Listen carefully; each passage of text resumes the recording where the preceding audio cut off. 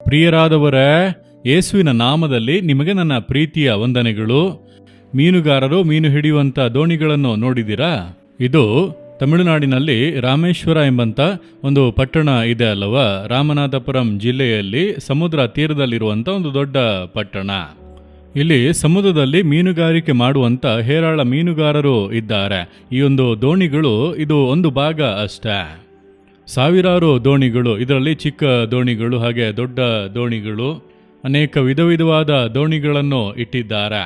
ಇದರಲ್ಲೇ ಅವರು ಮೀನು ಹಿಡಿಯುತ್ತಾರೆ. ಸಮುದ್ರಕ್ಕೆ ಹೋಗಿ ಮೀನು ಹಿಡಿದು ತರುತ್ತಾರೆ. ಅಂದರೆ ಸಮುದ್ರದಲ್ಲಿ ಮೀನುಗಾರಿಕೆ ಮಾಡುವಂಥವರ ದೋಣಿಗಳು. ಅದರ ಮುಂದೆ ನಾನು ನಿಂತಿದ್ದೇನೆ.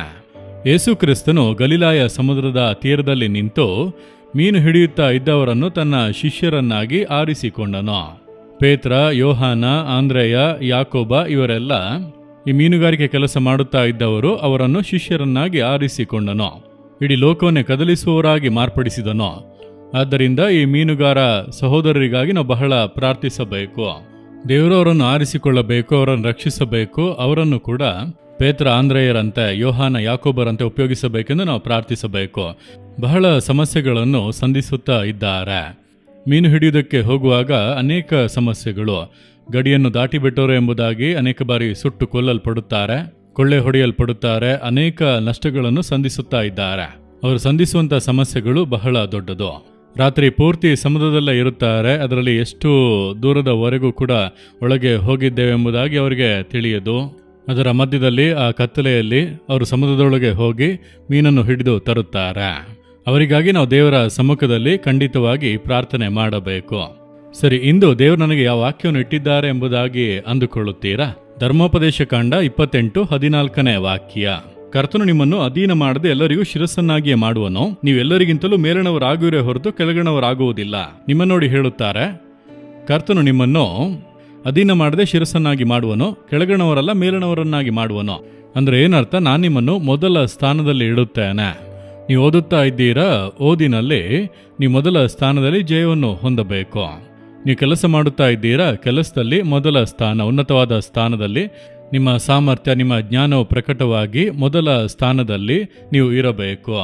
ನೀವು ವ್ಯವಹಾರ ಮಾಡುತ್ತಾ ಇದ್ದೀರಾ, ನಿಮ್ಮ ಬಿಸ್ನೆಸ್ನಲ್ಲಿ, ನಿಮ್ಮ ಏರಿಯಾದಲ್ಲಿ ನೀವೇ ನಂಬರ್ 1 ಆಗಿ ಮೊದಲ ಸ್ಥಾನದಲ್ಲಿ ಇರಬೇಕು. ಇದುವೇ ದೇವರ ಇಷ್ಟ. ನೀವು ಸೇವೆ ಮಾಡುತ್ತಾ ಇದ್ದೀರಾ, ಮೊದಲ ಸ್ಥಾನದಲ್ಲಿ ಇರಬೇಕು. ನಿಮ್ಮನ್ನು ಬಾಲವಾಗಿ ಅಲ್ಲ, ಶಿರಸ್ಸನ್ನಾಗಿ ಮಾಡುವನು. ನೀವು ಕೆಳಗಣವರಲ್ಲ, ಮೇಲಣವರು ಅಂದರೆ ಏನರ್ಥ? ನಿಮ್ಮನ್ನು ಉನ್ನತ ಸ್ಥಾನದಲ್ಲಿ ಇಡಬೇಕೆಂದು ದೇವರು ಬಯಸುತ್ತಾರೆ. ಏನೋ ನಮ್ಮ ಲೈಫ್ ಇದೆ, ಇಷ್ಟೇ ಲೈಫು, ಇದು ಸಾಕು ಎಂಬುದಾಗಿ ಅಷ್ಟರಲ್ಲೇ ತೃಪ್ತಿಯಾಗಿ ಇರದೆ ದೇವರು ಬಯಸುವುದನ್ನು ನೀವು ಮೊದಲು ಅರಿತುಕೊಳ್ಳಬೇಕು. ನೀವು ಉನ್ನತವಾದ ಮೊದಲ ಸ್ಥಾನದಲ್ಲಿ ಇರಬೇಕು. ಅದೆಲ್ಲ ಆಗುವಂಥ ಕಾರ್ಯವ? ಕಷ್ಟಪಟ್ಟು ಓದುತ್ತೇನೆ, ಫಸ್ಟ್ ರ್ಯಾಂಕ್ ಬರಬೇಕೆಂದು ಪ್ರಯತ್ನಿಸುತ್ತೇನೆ, ಆಗುತ್ತಾ ಇಲ್ಲ.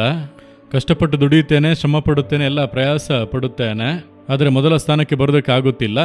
ಬಿಸ್ನೆಸ್ಗಾಗಿ ಎಷ್ಟೋ ಕಷ್ಟಪಟ್ಟು ಹಗಲು ರಾತ್ರಿ ದುಡಿಯುತ್ತಾ ಇದ್ದೇನೆ, ಅಂದೊಂದಿನ ಅವಶ್ಯಕತೆಗಳಿಗೆ ಸರಿಯಾಗಿದೆ ಅಷ್ಟೇ, ನಾವು ಉನ್ನತಿಗೆ ಬರೋದಕ್ಕಾಗುತ್ತಾ ಇಲ್ಲ ಅನ್ನುತ್ತೀರಾ? ದೇವರು ನಿಮ್ಮನ್ನು ಉನ್ನತ ಸ್ಥಾನದಲ್ಲಿಡಲು ಬಯಸುತ್ತಾರೆ. ನೀವು ಅದನ್ನು ಬಯಸಬೇಕು.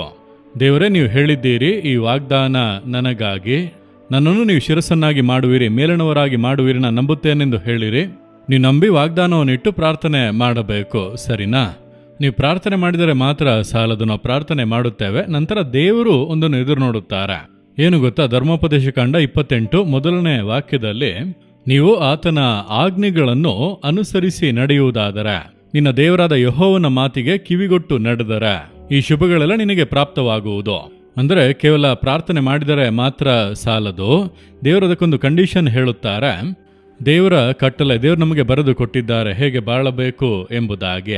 ಅದಕ್ಕೆ ನಮ್ಮನ್ನು ಒಪ್ಪಿಸಿ ಕೊಟ್ಟು ಆತನ ಮಾತಿಗೆ ನಾವು ಕಿವಿಗೊಡಬೇಕಂತೆ. ಆತನು ಮಾತನಾಡಲು ಸಿದ್ಧವಾಗಿದ್ದಾನೆ. ಹಾಗಾದರೆ ನೀವು ಪ್ರತಿನಿತ್ಯ ಆತನ ಮಾತುಗಳನ್ನು ಕೇಳಿ ಕಾರ್ಯಗಳನ್ನು ಮಾಡಬೇಕು. ನೀವು ಓದುತ್ತಾ ಇದ್ದರು, ಕೆಲಸ ಮಾಡುತ್ತಾ ಇದ್ದರು, ಬಿಸ್ನೆಸ್ ಮಾಡುತ್ತಾ ಇದ್ದರು, ಸೇವೆ ಮಾಡುತ್ತಾ ಇದ್ದರು, ಇಂದು ನಾನೇನು ಮಾಡಬೇಕು, ಹೇಗೆ ಮಾಡಬೇಕು? ದೇವರೇ ನನ್ನೊಂದಿಗೆ ಮಾತನಾಡಿ.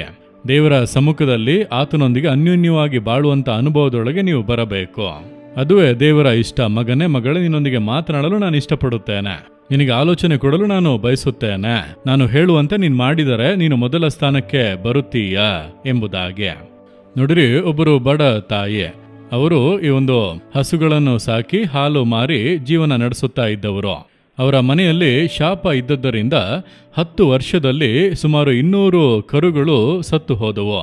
ಹಾಗಾಗಿ ಇದೊಂದು ಶಾಪ ಎಂದು ಮಾಟಮಂತ್ರ ಎಲ್ಲ ಮಾಡಿ ಹಸುಗಳಿಗೆ ತಾಯ್ತ ಎಲ್ಲ ಕಟ್ಟಿದರೂ ಏನೂ ಆಗಲಿಲ್ಲ.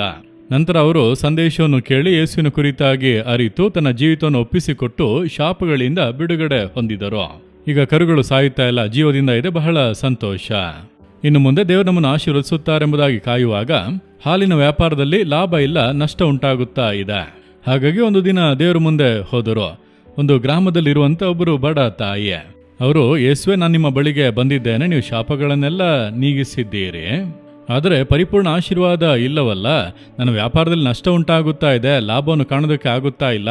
ಆ ರೀತಿ ಅವರು ದೇವರ ಮುಂದೆ ಕೇಳುವಾಗ ಅವರೇ ಹೇಳಿದರು, ಕರ್ತನು ಹೇಳಿದನು, ಮಗಳೇ, ನೀನು ಹಾಲಿಗೆ ನೀರು ಹಾಕಿ ವ್ಯಾಪಾರ ಮಾಡುತ್ತೀಯ, ನಾನು ಹೇಗೆ ನಿನ್ನನ್ನು ಆಶೀರ್ವದಿಸಲು ಸಾಧ್ಯ? ನಂಬಿಗಸ್ತತೆ ಇಲ್ಲ. ಹಾಗಾದ್ರೆ ನೀರು ಬೆರೆಸಬಾರದ ದೇವರೇ, ಬೆರೆಸಬಾರದು ಮಗಳೇ, ಶುದ್ಧವಾದ ಹಾಲನ್ನು ಜನರಿಗೆ ಕೊಡು. ಅಂದರೆ ಅವರು ಅದುವರೆಗೂ ಏನು ಅಂದುಕೊಂಡಿದ್ದರು ಅಂದರೆ, ಹಾಲಿಗೆ ನೀರು ಹಾಕಿ ವ್ಯಾಪಾರ ಮಾಡುವುದು ತಪ್ಪಲ್ಲ, ಯಾಕಂದ್ರೆ ಎಲ್ಲ ಮಾಡುತ್ತಾರೆ, ಎಲ್ಲರೂ ಕೂಡ ನೀರು ಹಾಕಿಯೇ ಹಾಲಿನ ವ್ಯಾಪಾರ ಮಾಡುತ್ತಾರೆ.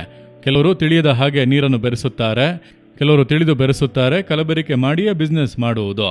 ಇವರಿಗೆ ತಿಳಿಯೋದು, ಇಷ್ಟು ವರ್ಷಗಳಾಗಿ ಹಾಗೆ ಮಾಡಿಬಿಟ್ಟರ. ಈಗ ದೇವರು ಹೇಳುತ್ತಾರೆ, ನೀರು ಬೆರೆಸಬಾರದು. ನಿಮಗೆ ಹೇಗೆ ಗೊತ್ತಂದ್ರೆ ಅವರೇ ಹೇಳಿದರು, ಅವರ ಸಾಕ್ಷಿ ನಮ್ಮ ಬಳಿಯಲ್ಲಿ ಇದೆ. ದೇವರ ಹೃದಯದಲ್ಲಿ ಸ್ಪಷ್ಟವಾಗಿ ಮಾತನಾಡಿದರು, ಕರ್ತನೆ ಹೇಳಿದನೆಂದು ಹೇಳುತ್ತಾರೆ. ಒಂದು ಗ್ರಾಮದಲ್ಲಿರುವಂಥ ಹಾಲಿನ ವ್ಯಾಪಾರ ಮಾಡುವಂಥ ತಾಯಿಯವರೊಂದಿಗೆ ದೇವರು ಮಾತನಾಡುವಾಗ ನಿಮ್ಮೊಂದಿಗೆ ಮಾತನಾಡುವುದಿಲ್ಲವಾ? ನೀವು ಕಾದಿರಲಿಲ್ಲ, ದೇವರ ಮುಂದೆ ಕೇಳುವುದಿಲ್ಲ, ನೀವು ಕಾದಿದ್ದು ದೇವರ ಮುಂದೆ ಕೇಳುವುದಕ್ಕೆ ಅಭ್ಯಾಸ ಮಾಡಿಕೊಳ್ಳಿ. ಅವರು ಹೇಳುತ್ತಾರೆ, ನನಗೆ ಆಗಾದು ಪಾಪ ಎಂಬುದಾಗಿ ತಿಳಿದು ನೀರನ್ನು ಬೆರೆಸದೆ ಶುದ್ಧವಾದ ಹಾಲನ್ನು ಜನರಿಗೆ ಕೊಡಲು ಆರಂಭಿಸಿದೆ. ನನ್ನ ಬಿಸ್ನೆಸ್ ಆಶೀರ್ವದಿಸಲ್ಪಟ್ಟು ಈಗ ಅಭಿವೃದ್ಧಿ ಕಾಣುತ್ತಾ ಇದೆ, ಒಳ್ಳೆ ಆಶೀರ್ವಾದ, ಒಳ್ಳೆ ಲಾಭ. ನೋಡಿ, ಅದುವೇ ಆಶೀರ್ವಾದ. ನೋಡಿರಿ, ಅದನ್ನೇ ದೇವರು ಬಯಸುತ್ತಾರೆ. ಕರ್ತನ ಮಾತಿಗೆ ಕಿವಿಗೊಟ್ಟು ಆತನು ಹೇಳಿದಂತೆ ನಡೆಯುವುದಕ್ಕೆ ಅರ್ಪಿಸಿಕೊಂಡರೆ ಈ ವಾಗ್ದಾನ ನೆರವೇರುತ್ತದೆ. ನೀವು ನಂಬರ್ 1 ಆಗಿರುತ್ತೀರಿ, ಉನ್ನತಕ್ಕೇರುವಿರಿ, ನೀವು ಶಿರಸ್ಸಾಗಿರುವಿರಿ, ಬಾಲವಾಗಿ ಅಲ್ಲ ಎಂಬುದಾಗಿ ದೇವರು ಹೇಳುತ್ತಾರೆ. ಒಪ್ಪಿಸಿಕೊಡುತ್ತೀರಾ? ದೇವರೇ, ನನ್ನೊಂದಿಗೂ ಮಾತನಾಡಬೇಕು, ನನಗೆ ಅನುಭವ ಬೇಕು, ನಾನು ಕಾದಿದ್ದು ನಿಮ್ಮ ಮಾತುಗಳನ್ನು ಕೇಳುವಂತ ಅನುಭವವನ್ನು ಹೊಂದಿಕೊಳ್ಳಬೇಕು. ಕೇಳುತ್ತೀರಾ? ದೇವರ ಬಳಿಯಲ್ಲಿ ಕೇಳಿರಿ. ದೇವರೇ, ನಾನು ಕೂಡ ಮೊದಲ ಸ್ಥಾನದಲ್ಲಿರಬೇಕೆಂದು ಬಯಸುತ್ತೇನೆ, ನೀವು ಬಯಸುವ ಹಾಗೆ ನನ್ನನ್ನು ಆಶೀರ್ವದಿಸಿ, ಬಾಲವಾಗಿ ಅಲ್ಲ ಶಿರಸ್ಸಾಗಿ, ಕೆಳಗಣವರಾಗೆಲ್ಲ ಮೇಲಣವರಾಗಿ ನಾನು ನಿಮ್ಮ ಮಾತುಗಳಿಗೆ ಕಿವಿಗೊಟ್ಟು ನಿಮ್ಮ ಆಜ್ಞೆಗಳನ್ನು ಅನುಸರಿಸಿ ನಡೆಯುವುದಕ್ಕೆ ಒಪ್ಪಿಸಿ ಕೊಡುತ್ತೇನೆ. ನನ್ನೊಂದಿಗೆ ಮಾತನಾಡಿ ನನ್ನನ್ನು ಸರಿಪಡಿಸಿ ನನ್ನನ್ನು ಮುನ್ನಡೆಸಿ. ಯೇಸುವಿನ ನಾಮದಲ್ಲಿ ಪ್ರಾರ್ಥಿಸುತ್ತೇನೆ ತಂದೆಯೇ, ಆಮೇನ್. ಸ್ನೇಹಿತರೆ, ಮಲೆನಾಡು ಗಾಸ್ಪೆಲ್ ಮೀಡಿಯಾ 2.0 ವೀಕ್ಷಿಸಿದ್ದಕ್ಕಾಗಿ ನಿಮಗೆ ತುಂಬಾ ಧನ್ಯವಾದಗಳು. ಈ ಸಚಿವಾಲಯದ ಮೂಲಕ ಸುವಾರ್ತೆಯನ್ನು ಹಂಚಿಕೊಳ್ಳಲು ಮತ್ತು ಭರವಸೆಯ ಸಂದೇಶವನ್ನು ಪ್ರಸಾರ ಮಾಡಲು ನಮಗೆ ಅಪಾರ ಉತ್ಸಾಹವಿದೆ. ನಮ್ಮ ವಿಷಯದಿಂದ ನೀವು ಆಶೀರ್ವದಿಸಲ್ಪಟ್ಟಿದ್ದರೆ ಅಥವಾ ಪ್ರೋತ್ಸಾಹಿಸಲ್ಪಟ್ಟಿದ್ದರೆ ನಮ್ಮ ಈ ಉದ್ದೇಶಕ್ಕೆ ಬೆಂಬಲ ನೀಡುವಂತೆ ವಿನಂತಿಸುತ್ತೇವೆ. ನಿಮ್ಮ ಪ್ರತಿಯೊಂದು ದೇಣಿಗೆ, ಎಷ್ಟೇ ಚಿಕ್ಕದಾದರೂ, ಹೆಚ್ಚು ವಿಡಿಯೋಗಳನ್ನು ಮಾಡಲು, ಹೆಚ್ಚು ಜನರನ್ನು ತಲುಪಲು ಮತ್ತು ಈ ಸೇವೆಯನ್ನು ಬಲವಾಗಿಡಲು ನೇರವಾಗಿ ಸಹಾಯ ಮಾಡುತ್ತದೆ. ಪರದೆಯ ಮೇಲೆ ಕಾಣುವ QR ಕೋಡ್ ಅನ್ನು ಸ್ಕ್ಯಾನ್ ಮಾಡಿ ಅಥವಾ ದೇಣಿಗೆ ನೀಡಲು ವಿವರಣೆಯಲ್ಲಿರುವ ಲಿಂಕ್ ಅನ್ನು ಕ್ಲಿಕ್ ಮಾಡಿ. ನಿಮ್ಮ ಔದಾರ್ಯವು ನಿಜವಾಗಿಯೂ ಶಾಶ್ವತವಾದ ವ್ಯತ್ಯಾಸವನ್ನು ಮಾಡುತ್ತಿದೆ. ಧನ್ಯವಾದಗಳು ಮತ್ತು ದೇವರು ನಿಮ್ಮನ್ನು ಆಶೀರ್ವದಿಸಲಿ.